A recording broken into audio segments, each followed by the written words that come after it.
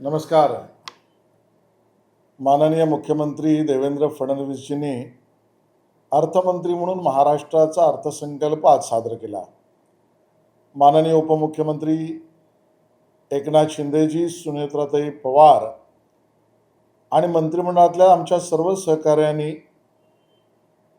या अर्थसंकल्पाचं स्वागत केलंय, अभिनंदन केलंय आणि महाराष्ट्रातील तमाम जनतेला आज या ठिकाणी मला सांगायचं आहे की हा अर्थसंकल्प म्हणजे वारसा, विकास, व्यवहार याचा त्रिवेणी संगम आहे.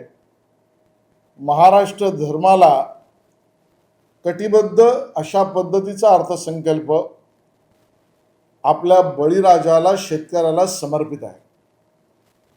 परिपूर्णतेने असलेल्या अर्थसंकल्पामध्ये पायाभूत सुविधांच्या विकासासाठी रस्ते असतील, पूल असतील, मेट्रो असेल, अगदी 1000 लोकसंख्येपर्यंतच्या गावांना सुद्धा सिमेंट कॉन्क्रीटच्या रस्त्यांनी जोडणं असेल, समृद्धी महामार्ग असेल, वाढवणचं बंदर असेल, बुलेट ट्रेन असेल आणि रेल्वेचं विस्तारीकरण असेल, या सगळ्यातून एक परिपूर्ण पायाभूत सुविधांचा विकास करणारा हा अर्थसंकल्प आहे. महाराष्ट्राचा समृद्ध वारसा याचं जतन, संवर्धन, प्रचार, प्रसार आणि उत्सव, साहित्य निर्मिती याला सुद्धा समर्पित असा अर्थसंकल्प आहे.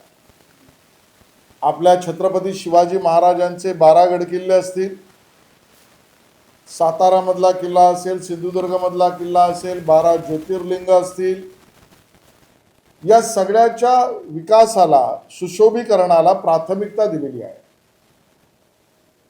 महात्मा ज्योतिबा फुले, परमपूज्य भारतरत्न डॉक्टर बाबासाहेब आंबेडकर, संत गाडगे महाराज आणि आपल्या सर्वच महान विभूतींना सेवा रूपाने समर्पित अर्थसंकल्प आहे. आणि म्हणूनच सामाजिक समता व समरसता वर्ष म्हणून या अर्थसंकल्पामधली एक योजना माननीय मुख्यमंत्री देवेंद्रजींनी मांडलेली आहे.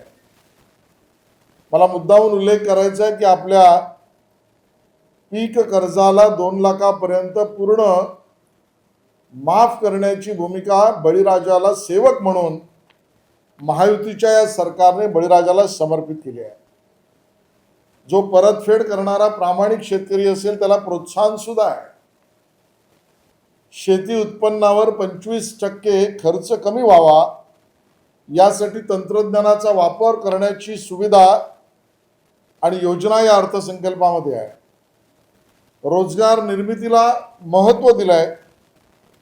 आपलं सेवा क्षेत्र हे सर्वात जास्त आपल्या ग्रोथ सेंटरचं मानक आहे आणि त्यामुळे जास्तीत जास्त नोकऱ्या त्यात निर्माण व्हाव्यात या संदर्भाचं नियोजन आहे. महाराष्ट्राला गतिमानतेने पुढे घेऊन जाताना सर्व समाज घटकांना आपण घेऊन चाललो आहोत आणि म्हणून महिला, युवक, युवती, आदिवासी, शेतकरी, आहेरे आणि नाहिरे सर्व वर्गातील शिष्यवृत्ती योजनांपासून शैक्षणिक व्यवस्थेमध्ये पदव्युत्तर शिक्षण घेणाऱ्या आमच्या सर्व समाज घटकांना, बंधू भगिनींना एकत्र घेऊन त्यांना मदत करणारा हा अर्थसंकल्प आहे. मुंबई आणि एमएमआर रिजनमध्ये तर विकासाचं ग्रोथ इंजिन मांडणारं स्वप्न पूर्ण करण्यासाठीच्या योजना आहेत. अगदी वडाळ्याला आंतरराष्ट्रीय स्वरूपाचं स्टार्टअप इनोव्हेशन सेंटर आपण उभं करतो आहोत.